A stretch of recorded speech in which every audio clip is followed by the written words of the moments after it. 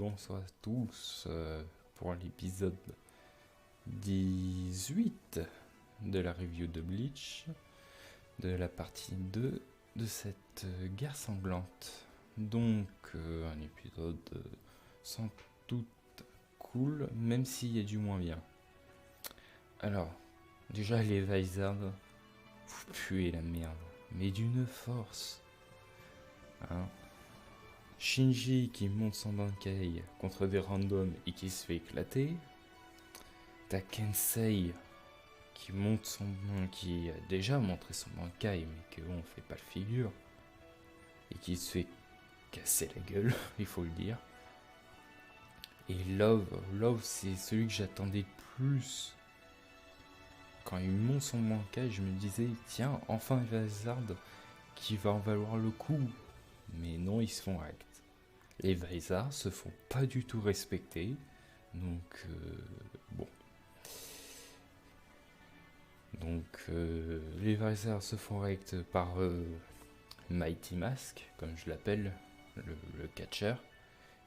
Mais ils se font sauver quand même à la fin par Renji Ruka qui arrive, on va dire, comme par hasard pour les sauver. Dans une tenue différente des Shinigami traditionnels, donc à voir pourquoi ils ont ces tenues, peut-être ça sera expliqué par Senjumaru. Et donc Renji affronte Mighty Mask et révèle le Bankai, enfin son véritable Bankai, car on apprend par Ichibei que Zabimaru lui avait donné le nom de son Bankai, mais pas complètement. Et donc du coup, il s'est entraîné pour avoir le vrai nom du Bankai, que Ichibei lui a révélé, qui est Soho Zabimaru. Et qui change totalement et qui a l'air beaucoup plus puissant.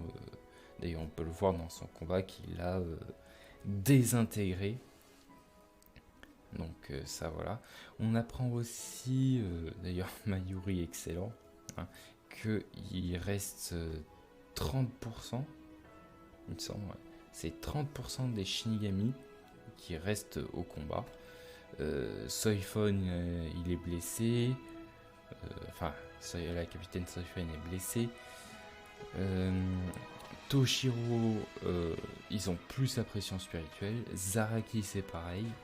Donc, à voir ce qu'ils sont devenus. Et après, bon, bah, Mayuri appelle le Kyoraku. Et résumé, hein. Et il lui dit bon, Kyoraku c'est bien beau, mais bon, il reste 30% des Shinigami. Bon, ça serait bien que tu bouges un peu ton cul et de faire ton travail, un petit peu de commandant en chef. Donc, voilà. J'avoue que j'ai pas mal explosé de rire, donc sinon voilà. Et à la fin, donc toujours la scène post-crédit, cette fois on n'a pas eu Chigo, mais on a eu un début de révélation par rapport à Yuaba, qui watch, que donc, si j'ai bien compris, Iwatch qui est père de tous les Quincy, quand les Quincy ou Stanley Town meurt, il retourne à son à Iwatch, de ce que j'ai compris. Et Yuaba, enfin non, c'est merde, je me rappelle plus son nom, le blondinet, Jugram, voilà, nous dit que comme quoi le roi des Quincy, en fait, le Iwatch est en train de dormir et réapparaîtra seulement quand il aura récupéré tous ses pouvoirs, de ce que j'ai compris.